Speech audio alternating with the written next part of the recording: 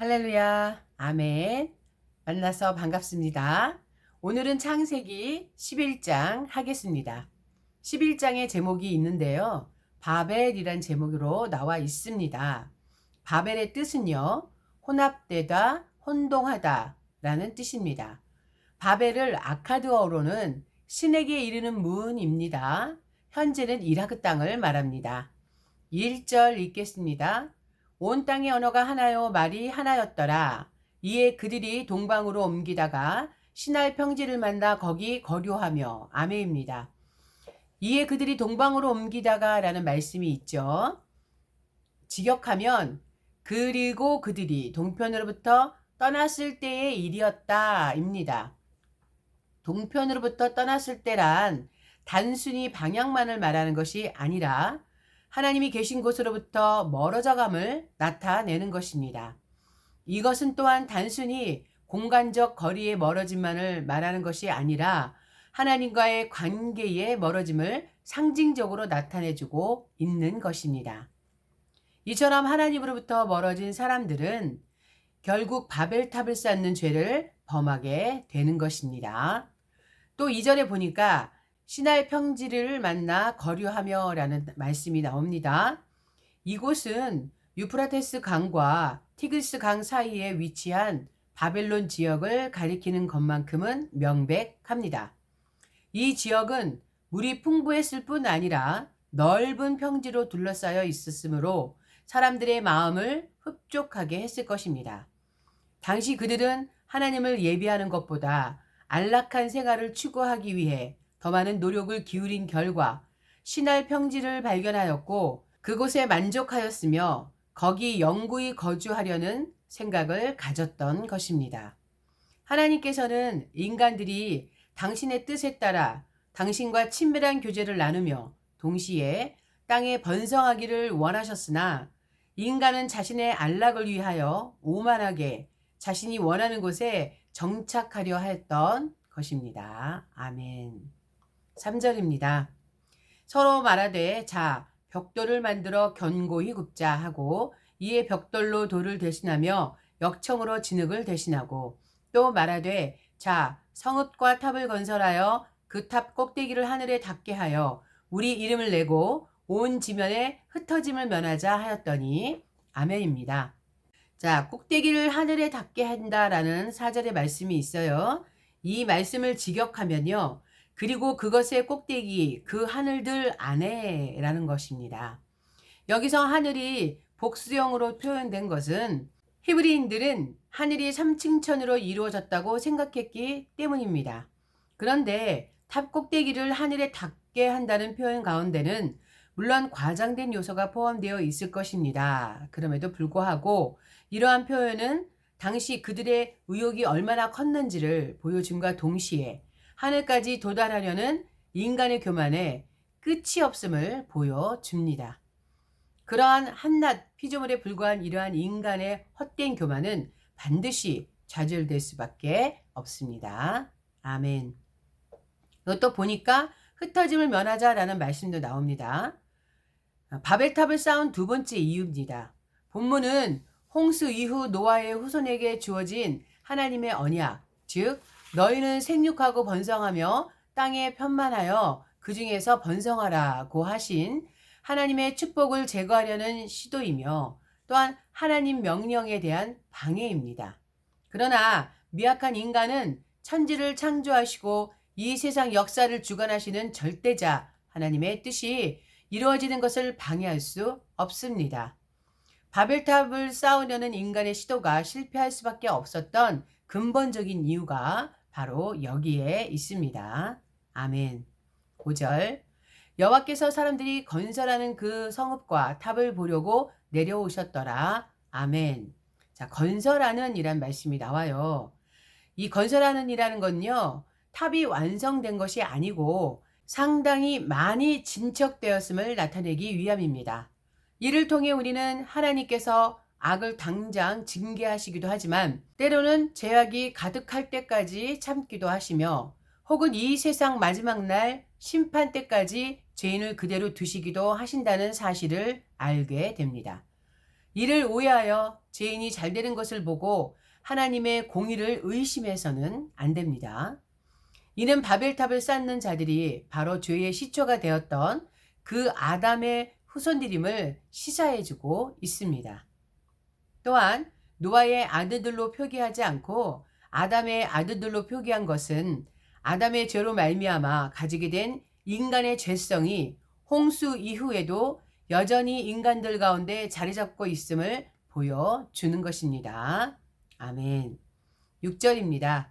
여호와께서 이르시되 이 무리가 한 족속이요 언어도 하나이므로 이같이 시작하였으니 이후로는 그 하고자 하는 일을 막을 수 없으리로다. 아멘. 이 무리가 한 족속이요 언어도 하나다라는 말씀이 나옵니다. 이는요 하나님의 뜻을 따르지 않고 마음대로 행동하는 인간에 대한 하나님의 안타까움을 잘 드러내기 위해 사용된 표현입니다. 당시 바벨탑을 쌓던 사람들이 모두 노아의 후손으로 혈연적 동질성을 가지고 있었음을 보여주는 말입니다. 그러나 이는 또한 이들이 하나님의 뜻을 버리고 바벨탑을 쌓는 범죄에 동참하는 같은 생각을 가지고 있었음을 암시하는 것이기도 합니다. 자, 막을 수 없으리로다 라는 말씀이 나오죠. 이는 자유의지를 가진 인간이 계속적으로 악을 꾀한다면 그 악한 뜻이 이루어지는 것이 불가능하지만은 않다는 의미예요. 그러나 본문은 하나님께서 인간의 범죄를 막지 못하는 무력한 분이라는 의미는 결코 아니며 하나님께서는 단지 최후의 심판 이전까지는 인간 자유의지를 존중하여 주실 것을 암시하는 것이라 볼 수 있습니다. 아멘. 7절.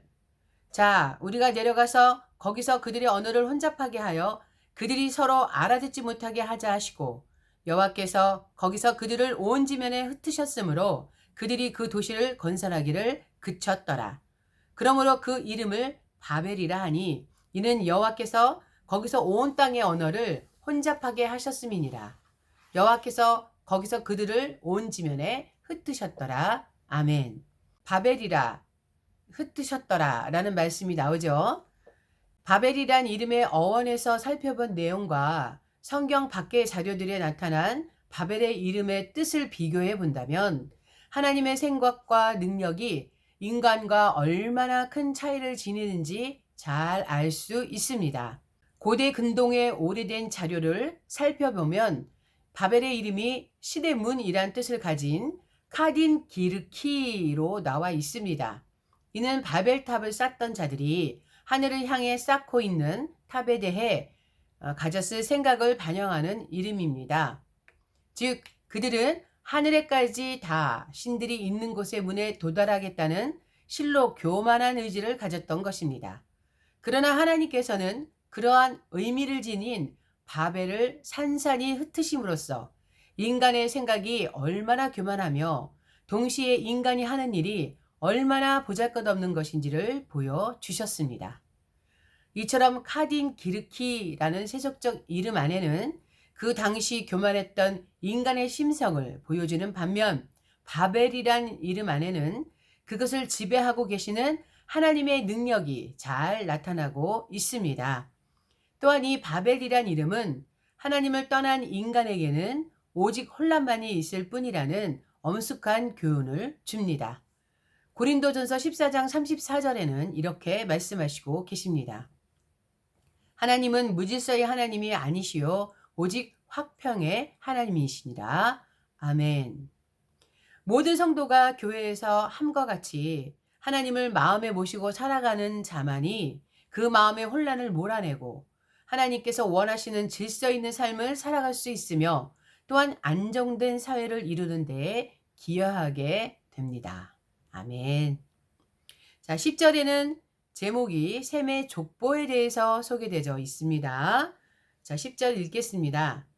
셈의 족보는 이러하니라. 셈은 100세 곧 홍수 후 2년에 아르박삿을 낳았고 아르박삿을 낳은 후에 500년을 지내며 자녀를 낳았으며 아르박삿은 35세에 셀라를 낳았고 셀라를 낳은 후에 303년을 지내며 자녀를 낳았으며 셀라는 30세에 에벨을 낳았고 에벨을 낳은 후에 403년을 지내며 자녀를 낳았으며 에벨은 34세에 벨렉을 낳았고 벨렉을 낳은 후에 430년을 지내며 자녀를 낳았으며 벨렉은 30세에 르우를 낳았고 르우를 낳은 후에 209년을 지내며 자녀를 낳았으며 르우는 32세에 수룩을 낳았고 수룩을 낳은 후에 207년을 지내며 자녀를 낳았으며 수룩은 30세에 나홀을 낳았고 나홀을 낳은 후에 200년을 지내며 자녀를 낳았으며 나홀은 29세에 데라를 낳았고 아멘입니다. 데라 나옵니다. 데라의 이름의 뜻은요. 아마 이주하다, 체류하다는 말에서 유래된 듯합니다.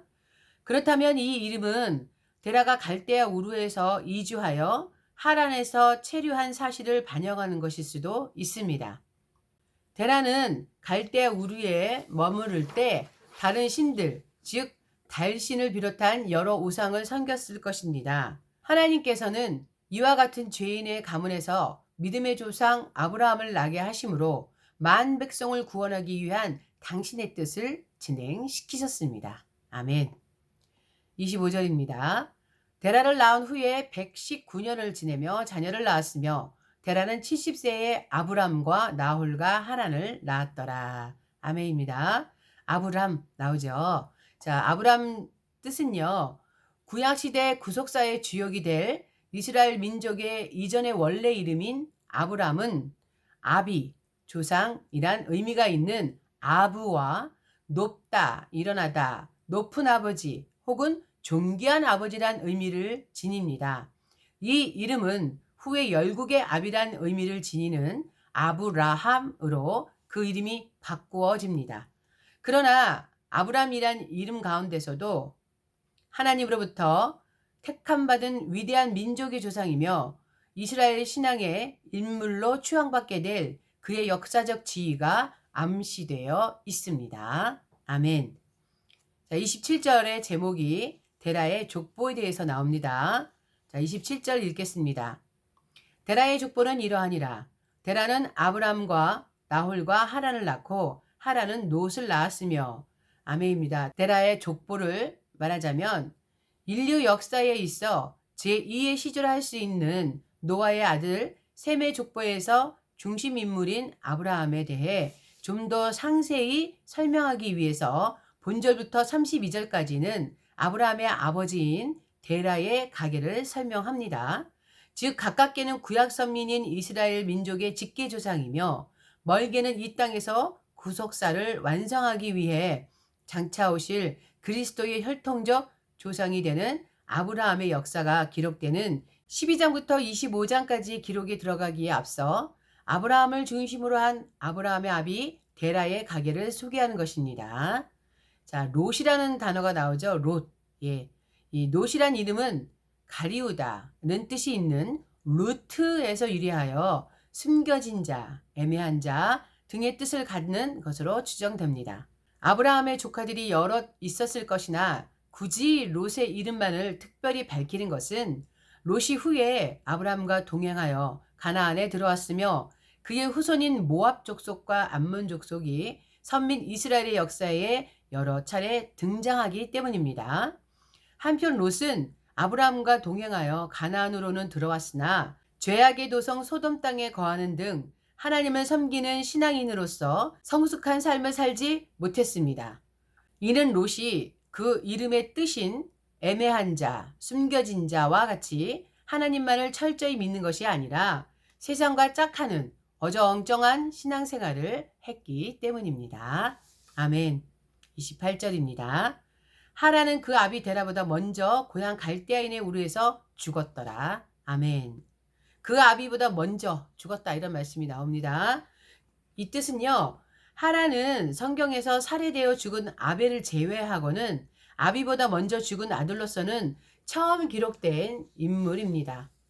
전설에 의하면 하란의 아비 데라는 우상 숭배자였는데 그는 하신 숭배를 거절한 그의 아들 하란을 니므롯에게 고소하였고 니므롯은 하란을 아비 데라가 보는 앞에서 불 속에 던져 타 죽게 하였다는 것입니다.